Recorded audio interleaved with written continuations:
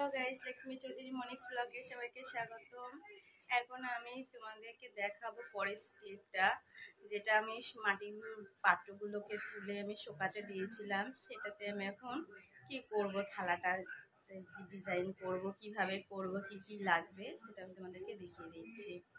তোমরা দেখো, এখানে আমি রেড কালারের নিয়েছি, এটা হচ্ছে ব্রাউন কালারটা, এই যে রেড কালারটা, হোয়াইট কালার নিয়েছি।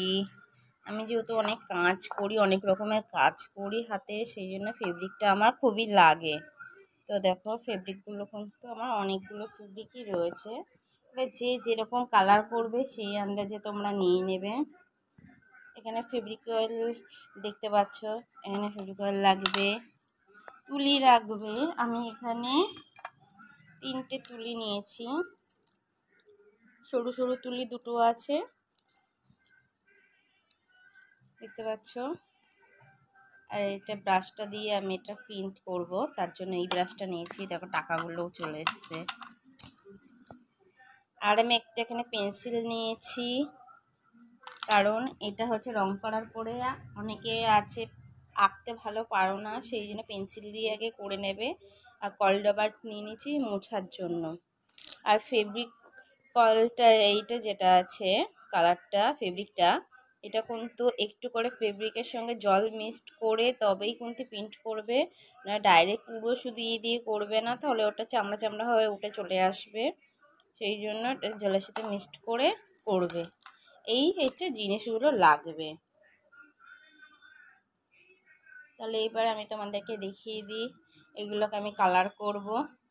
দেখতে পাচ্ছ এখানে মাটিগুলো কি সুন্দর শুকিয়ে গেছে। আমি এখানে হয়ে কাপড়ের উপরে দিয়েছিলাম, বাট দেখো মাটিগুলো ভিজিয়ে রেখেছিলাম বলে কত ময়লা ছিল, উঠে গেছে। দেখো আবার ভেঙে ভেঙেও গেছে। একটু সাবধানে করবে, যখন কালার করবে একটু ভালোভাবে করবে, তাহলে ওই ফাটাগুলো আর কি দেখা যাবে না, সেই বুঝে করতে হবে। গাইস, আমি তোমাকে দেখিয়ে দিয়েছি এখানে আমি কি কি দিয়ে করব।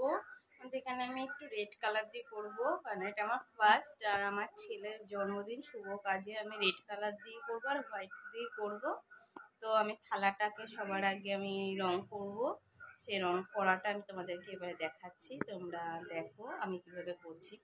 বেশি ভালো ডিজাইন কেউ করতে না জানলে পেন্সিল দিয়ে এঁকে নেবে, রং করার পরে রংটা শুকিয়ে তারপরে পেন্সিল দিয়ে এঁকে নিয়ে তারপরে কলকাগুলো করো, তাহলে কি হবে, ভালো হবে। ডাইরেক্ট করতে গেলে অনেকে না পারলে তখন জিনিসটা খারাপ হয়ে যাবে, এই জন্য পেন্সিলটা ইউজ করতে পারো, কোনো অসুবিধা হবে না।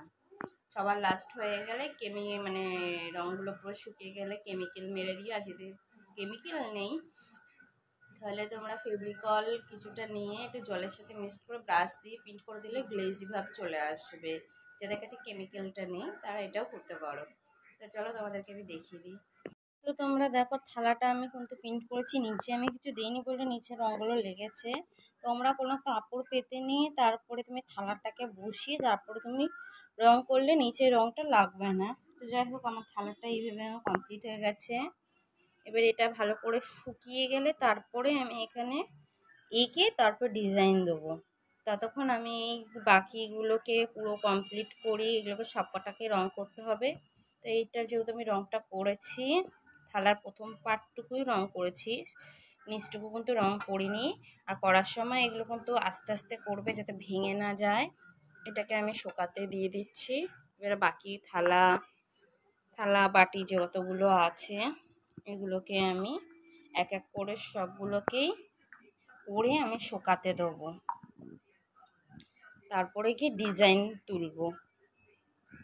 ততক্ষণ আমি এগুলোকে রং করে নিই, তোমাদেরকে আমি শেয়ার করছি।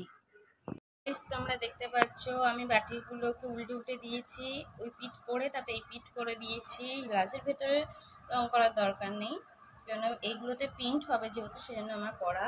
থালাগুলোতেও প্রথম পাটে করলেই হবে। এবার আমি ফ্যান চালিয়ে এগুলোকে শুকাতে দিয়েছি। এগুলো শুকিয়ে গেলে তারপরে আমি প্রিন্ট করব, ডিজাইন করব।